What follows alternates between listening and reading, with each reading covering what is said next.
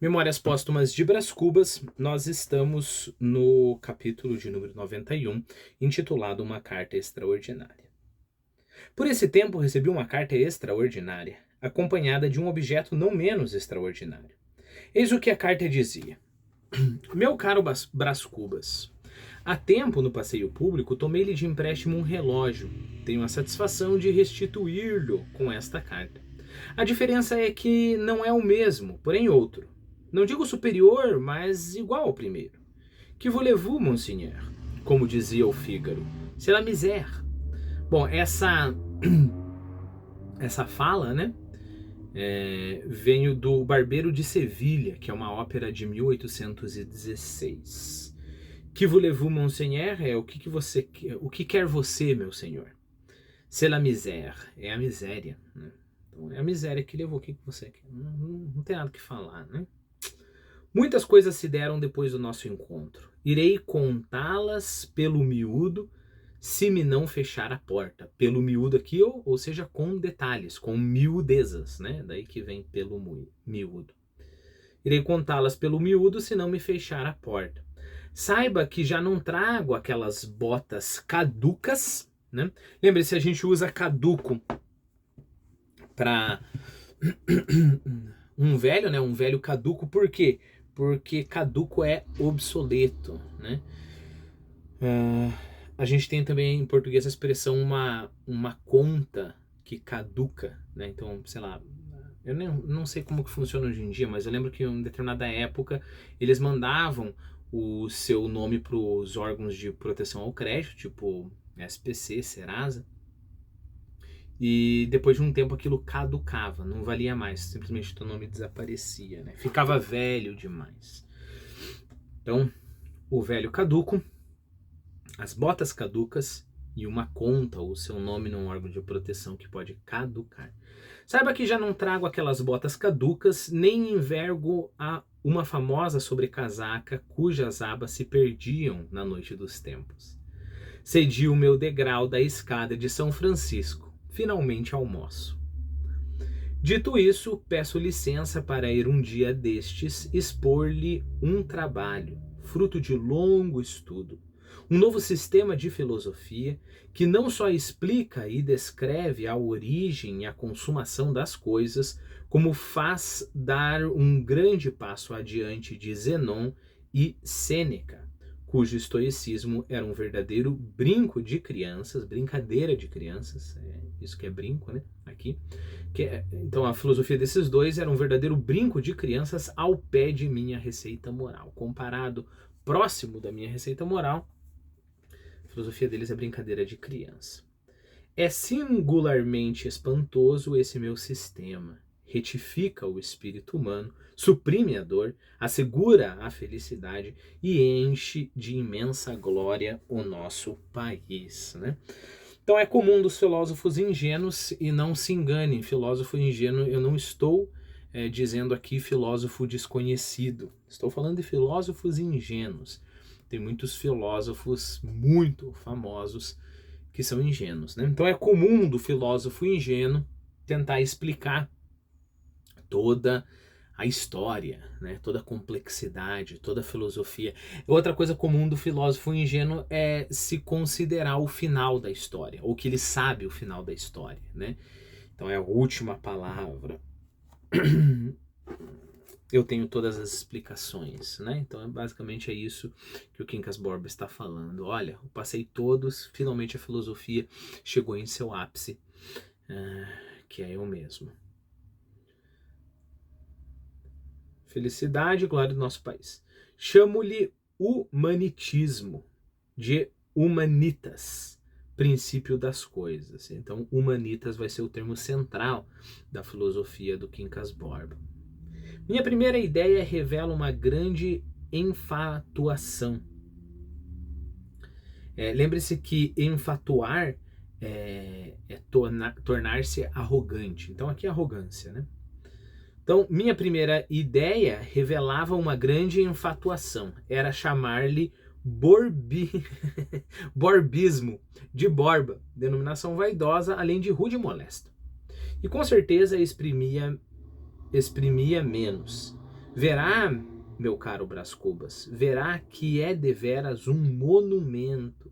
E se alguma coisa há que possa fazer-me esquecer as amarguras da vida, é o gosto de, enfim, de haver, enfim, apanhado a verdade e a felicidade. Pouco pretensioso, né? Enfim, ele apanhou não uma verdade, não um pedaço da verdade, mas a verdade e a felicidade. Ei-las na minha mão, essas duas esquivas, a verdade e a felicidade que sempre estão a fugir. Após tantos séculos de lutas, pesquisas, descobertas, sistemas e quedas, ei-las nas mãos do homem. Até breve, meu caro Brás Cubas. Saudade do velho amigo. Li essa carta sem entendê-la. Vinha com ela uma boceta contendo um bonito relógio com as minhas iniciais gravadas. E esta frase, lembrança do velho Quincas. Eu já falei, se você assistiu a playlist do Dom Casmurro, eu já falei sobre boceta, né? Lembre-se que boceta, se você for no dicionário, é também o órgão sexual feminino, né? Boceta. As pessoas falam com U, buceta, mas no dicionário, pelo menos no OAS, até hoje o órgão sexual feminino também é boceta. Mas no tempo do Machado de Assis, a etimologia, deixa eu mudar, a palavra não tinha evoluído tanto, né? Porque o que é boceta? Boceta é uma caixinha, né? Tanto é que no Memórias Póstumas, não, no Dom Casmurro, em determinado momento o Santiago faz uma analogia com o mito da boceta de Pandora. É a caixa de Pandora, né? E é claro, dá para entender, né, como que foi parar na nossa palavra vulgar.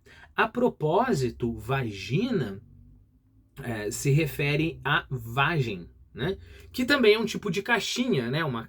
Como se fosse uma caixinha natural que guarda as ervilhas, por exemplo, né? Então, só para você ver como a ideia já está aí etimologicamente falando, indo para todos os lados. Esse seria uma conversa para o final do vídeo, mas me veio na mente agora. A propósito, é do mesmo lugar que nos deu a palavra vagina, que nós temos a palavra bainha. Lembra que V e B se alternam historicamente falando, né? Trabiceiro, travesseiro, barrer, varrer, né? Então o que é a bainha? A bainha é onde você coloca a sua espada, né? Ou uma faca, por exemplo. Fechei o parênteses. Então vem uma boceta, ou seja, vem uma caixinha, né? Uma boceta contendo um bonito relógio com as minhas iniciais gravadas. E esta frase, lembrança do velho Quincas. Voltei à carta, reli com pausa, com atenção. A restituição do relógio excluía toda a ideia de burla. A lucidez, a serenidade, a convicção, um pouco jactanciosa, é certo, pareciam excluir a suspeita de insensatez. Jactanciosa é arrogante. Naturalmente, o Quincas Borba herdara de algum dos seus parentes de mina e a abastança devolvera-lhe a primitiva dignidade. Não digo tanto, há coisas que se não podem reaver integralmente, mas enfim, a regeneração não era impossível. Guardei a carta e o relógio e esperei a filosofia. Vamos fazer um pouco de digressão aqui. Bom, o Quincas Borba menciona Zenon e Sêneca, né? Bom, quem que é o Zenon ou Zenão? Nós estamos falando aqui de Zenão de Eleia, que viveu entre 485 a 430 a.C. Ele era discípulo de Parmênides de Eleia, e a sua filosofia se baseava bastante, assim como Parmênides, em paradoxos, né? Então, por exemplo, acho que pegar um paradoxo interessante, né? Tem o paradoxo do movimento, né? Eu creio que esse paradoxo é de Parmênides. Bom, uma flecha, vamos imaginar que você atire uma flecha para ela até aqui, né? para ela percorrer daqui até o alvo, né, ela tem que percorrer a sua metade, correto? E para ela percorrer a sua metade, a metade dessa distância, ela tem que percorrer a metade da metade. E tem que percorrer a metade da metade da metade. E tem que percorrer a metade da metade da metade da metade. E tem que percorrer a metade da metade da metade da metade da metade da metade da metade. De forma que nós podemos infinitamente dividir e ter uma outra metade e uma outra metade. Ora, a pergunta é como que pode uma flecha atravessar infinitos espaços? Por mais que sejam espaços minúsculos, que você dividiu 500 bilhões de trilhões de trilhões de trilhões de vezes para nem começar a dividir, né? Mas mesmo assim é infinito, né? Infinito de qualquer coisa é mais do que qualquer número, né? Então, como que pode a flecha percorrer o infinito, né? Então é mais ou menos isso. Mas eu desconfio que aqui o Quincas Borba menciona o Zenão, porque se falava do Zenão que ele bebia apenas água, comia pouco, dormia sobre um colchão duro, né? Mesmo sendo um dos homens mais ricos de Roma, né? Quando nós falamos de Sêneca, nós estamos falando de um filósofo que viveu do ano 4 a.C. ao ano 65 depois de Cristo. Ele foi um filósofo estoico e ele falava sobre a forma correta de viver, né? Que é a serenidade da alma, a imperturbabilidade, né? Ou seja, não importa se você tem que sofrer, não importa se você tem que fazer sacrifícios, você tem esse estado de humor sereno. Então você não vai nem ter picos para cima nem picos para baixo, ou seja, nem euforia e nem desespero, né?